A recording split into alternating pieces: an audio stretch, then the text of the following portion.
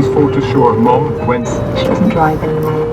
She was saying to me yesterday she felt that she would be treated very quickly, and Mr. Lamar.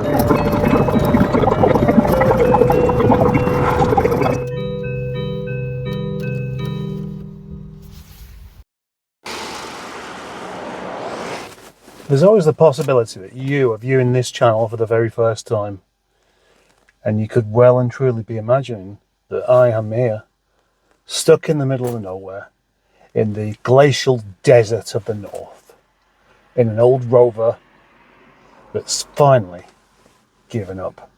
Head gasket gone? Could be. Yeah, Wim. They're not known for head gasket failure on the diesel, but it is a Rover, so it would make the exception. But actually, no. In fact, it's kind of the opposite of that. 140,000, nearly 140,000 miles. Ignition on. Wait for the coil to go off because this is an old style diesel. And there we go. On with the flick. Blip up the accelerator. This is a marvellous car. You may not think so to look at it.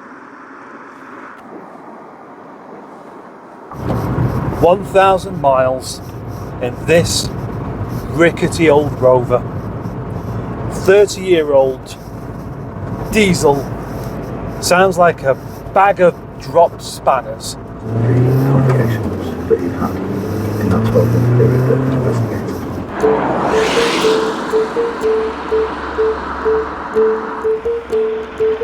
Sussex, and they didn't have the patient number. The people who Health Brighton Hospital for nearly 4 years.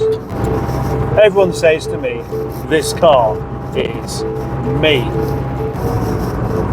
Because, yeah, I look old and rough and unloved and misunderstood and sound like a kicked over bucket full of spanners.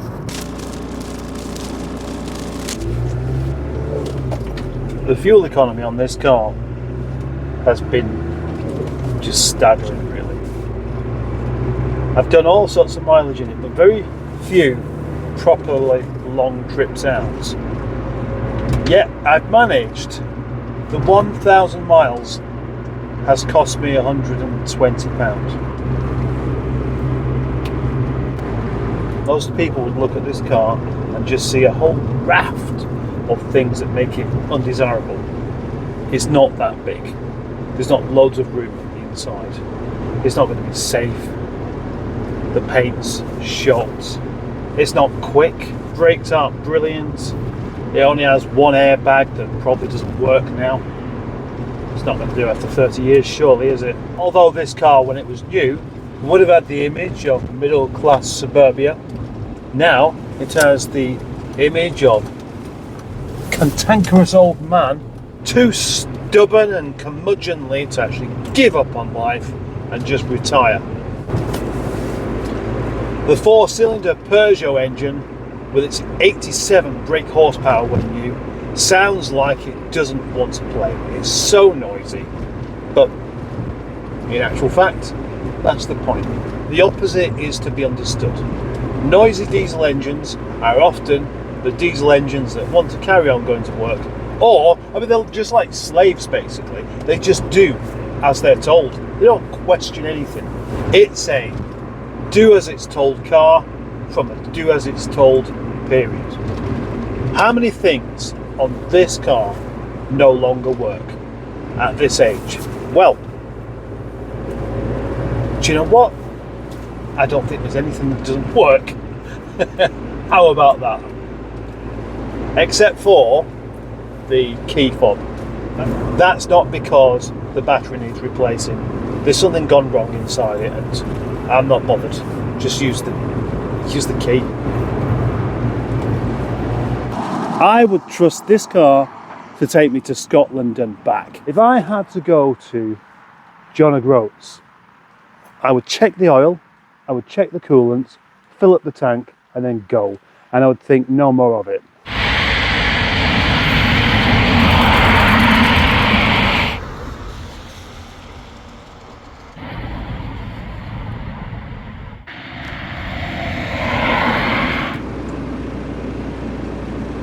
not only would I be comfortable doing that trip all the way to Scotland and back, or doing something like the NC 500, I'd actually want to do it.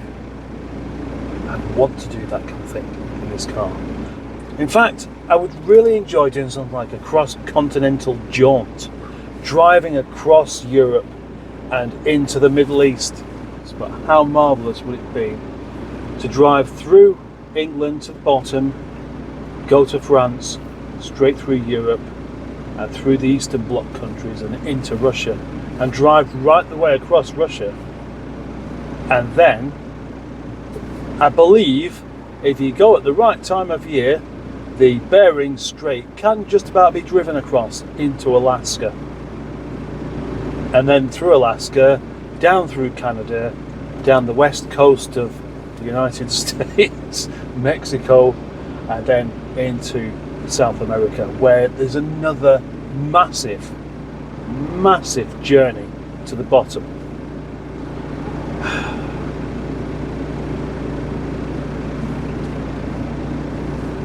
What's wrong with that? How cool would it be to actually do that? How long would it take? What's the chances of you making it without breaking down? How many services would you need to do? How many fuel stops? How many times would you get robbed? These are the kind of questions that you have to ask yourself before you seriously do such a trip. If you're seriously thinking about doing such a trip. I don't think there's ever been a car that's made me quite as cheerful as this one. Because it's tatty and old, it gives me that carefree driving experience that I so miss with my very first car. I've had that experience with loads of cars because I've always had old cars. But this one, even more so than usual. This car now costs about the same to run as what my first ever car did back in the early 90s. My first car was a Ford Capri 1.6 LS, and I always remember it being £10, you'll get about 90 miles out of it. And that's what this is doing now, 30 odd years later. Look, even the clock works.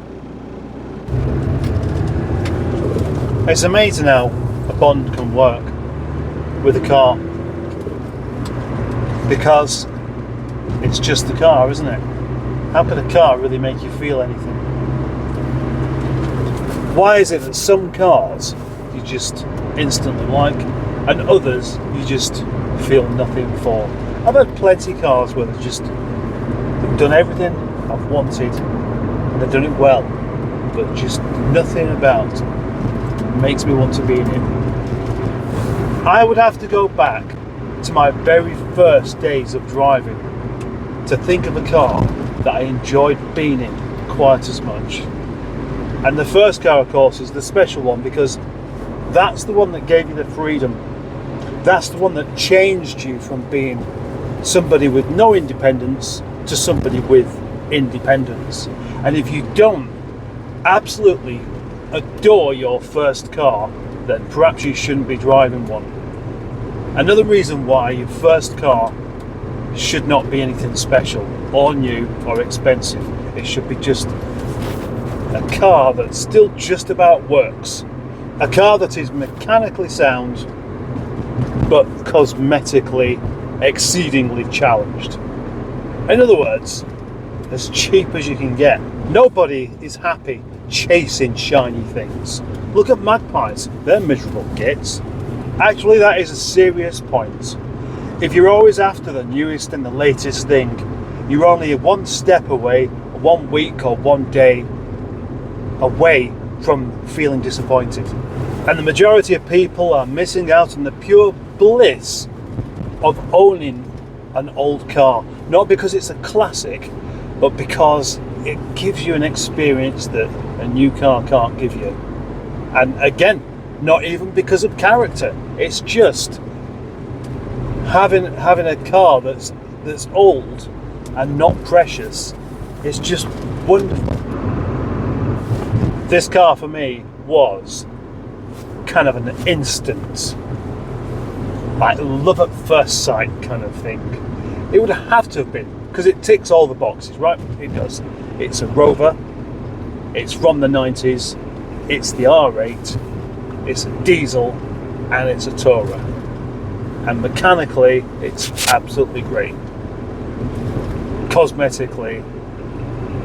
But the actual living with experience is one. I'm not surprised by how much I like it, but I am surprised by just how much I carry on just liking it.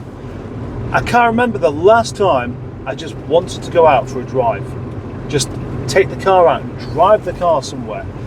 With this one, it's like I'm not even bothered where I'm going. It would be nice if it was somewhere pleasant, but I just love being sat here, controlling this motor vehicle and having my hands on the wheel and looking out of that big windscreen and not having my view restricted by anything other than my mobile phone and its cradle. Now, I've said that this car is really, really sluggish, but in actual fact, it's less sluggish than what I'm telling you it is, because I'm not anticipating any speed. I just drive it carefully, and on occasion, like very, very rarely, I will just rev it a little bit, and you know what? It's more than I was expecting. So it has more of what I don't need than I needed. Huh? I'm always saying about how much I enjoy just driving any other car, and I do, and I'll always feel that way, but I think I'll always want to come back to this.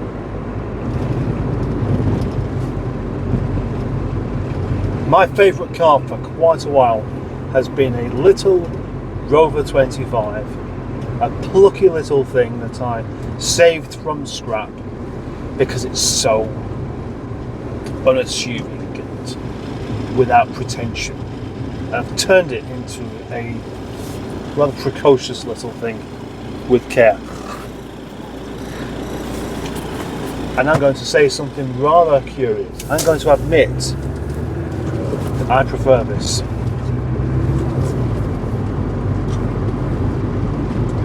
I prefer this car enough to actually really get back to thinking about how I could make it a really individual thing, rather than just I don't ever want to turn it into a garage queen, but I'm in danger of doing something a bit like that.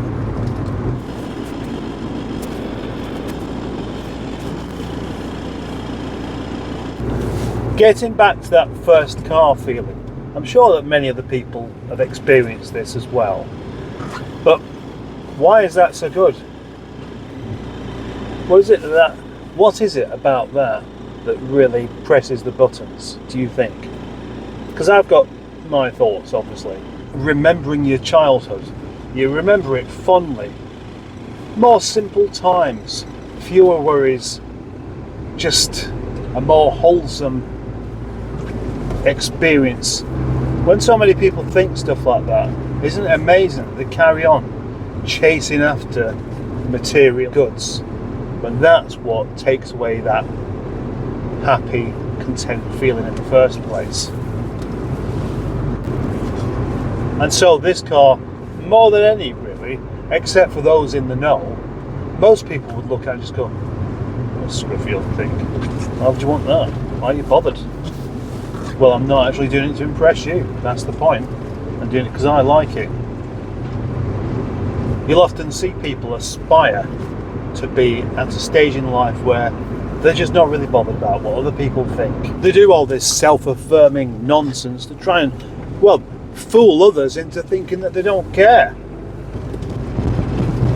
But they say it because they do. I think people are really backwards, you know. If you know anyone that says any of this stuff about I do things for me, fuck everyone else, all this kind of thing, then you can tell whether they mean it or not by looking at their possessions. That's what makes people chase new things.